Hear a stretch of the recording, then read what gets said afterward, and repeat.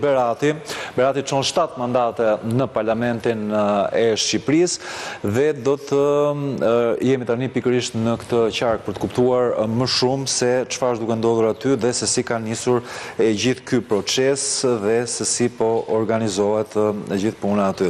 Jemi pranë qarkun e Beratit, nuk e di nëse ja kush edhe Anila Sefa. Anila, të përshëndes. Si po shkon procesi votimit? Në të gjithë qarkun e Beratit ka nisur në orën 7 procesi i votimit dhe duhet thënë që Skrapari, që është bashkia më e larë, ka qenë e para, e cila që prej orës 7 2 minuta ka pasur votues të cilët prisnin për të hedhur votën në ditën e sotme. Përsa i përket të gjithë qarkut, janë 277 qendra votimi, dhe vetëm në një qendër votimi të qytetit të Beratit ka nisur votimi 30 minuta me vonesë për shkak se ka qenë një problematik e shkëputjes energjisë elektrike në automatin e shkollës, e cila është rregulluar më pas dhe ka nisur votimin më herët. Por këto 2 orë që ka nisur votimin, pjesëmarrja është pothuajse e njëjtë me procesin e votimit dhe pjesëmarrjen e vitit 2021. Të parët të cilët kanë votuar kanë qenë moshat e treta, sigurisht ishin ata të cilët kanë vendosur që edhe këtë herë të hedhin votën aty ku ata ishin programuar më herët. Shumë prej tyre ishin të informuar sepse do të ndihnin më pas edhe intervistat për Klan News që kanë dhënë votuesit e parë në qarkun e Beratit, kanë pasur pak probleme për sa i përket fletës së madhe të votimit, pavarësisht se numri janë 7 kandidatët që do të çojnë në parlament, nuk është në një përsëri numri madh për ta, por ka pasur pak probleme të vogla për gjetjen e kutisë në të cilin ata do të vendosnin shenjën e votimit. Ka qenë vëzhguesit të cilët ata i kanë ndihmuar dhe pas procesi ka vijuar në rregull.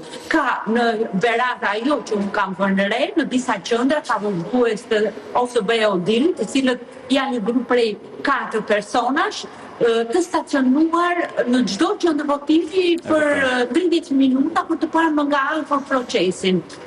Dhe ajo që unë kam vëre, fakti se atje ku janë të vendosur përfaqësues, procesi i votimit ka qenë në rregullsi maksimale, që do të thotë çdo person që do të vinte do të tregonte kartën e identitetit apo pasaportën biometrike me të cilën votohesh dhe më pas shoqërohej nga një vëzhgues i cili qëndronte dera dhe më pas procedurat vazhdonin normalisht deri në vendosjen e shenjës së gishtit, bojës, marrjen e fletës së votimit, proces verbalit, pra një proces për të thënë model në gjitha aspektet e tij. Pjesëmarrja deri tani unë ndodhem në qendrën kryesore Margarita Tutulani në qytetin e Beratit, ku votojnë një nga lagjet janë rreth 621 votues në këtë qendër, dhe deri tani janë rreth 35 persona të cilët kanë ardhur dhe kanë hedhur votën e komplet. Tani eksaktësisht pra për bërë një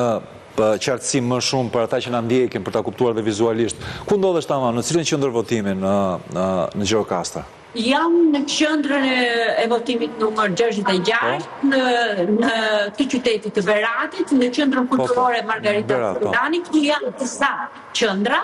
Dhe thash numri votuesve në këtë qendër është vetëm në këtë është 621, sepse ka edhe qendra të tjera në po të njëjtën ambiente, janë shtuar në fakt një qendrat e votimit këtë vit në Berat, megjithse numri i votuesve të regjistruar në këtë zgjedhje dal nga listat zgjedhore, nga zyrat e gjendjes civile, pra është më i ulët se i vitit 2021. Janë 169.700 votues në 2025, krahasuar me 183.300 që kanë qenë në zgjedhjet e vitit 2021. Pavarësisht se numri tyre është këtë vit është më i vogël, qendrat e votimit janë hapur më tepër për t'i dhënë përparësi pra që ky proces të shkojë sa duhet në kohën e duhur. Se ti zakonisht raporton nga Lushnja, po tani të ka marrë Beratin duket edhe të paska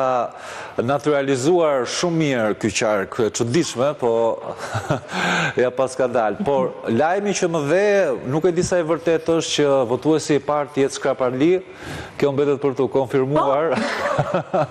Kjo mbetet për të Në konfirmuar. Skrapar madje më thanë që qendrat e votimit të para të hapura ka pas dhe pritje në radhë. Mendoj që zona malore dhe më e largët e Skrapari, kështu? bashkisë Po. Skrapari. Mirë, ja do Atje ta ka shohim nisur dhe po kliron me ritme të shpejta. Kurse këtu në qytetin e Beratit tradicionalisht është mesdita ajo e cila ka numrin më të madh dytjen e votuesve dhe për mos të thënë edhe një orë e gjysmë rreth mbylljes orarit zyrtar të votimeve. Okej. Mirë, dakord. Unë të përshëndes për momentin Shmanila Seven nga Berati, pra që na raportoi disa të dhëna. Ne ato i kemi gjithmonë në vëmendje.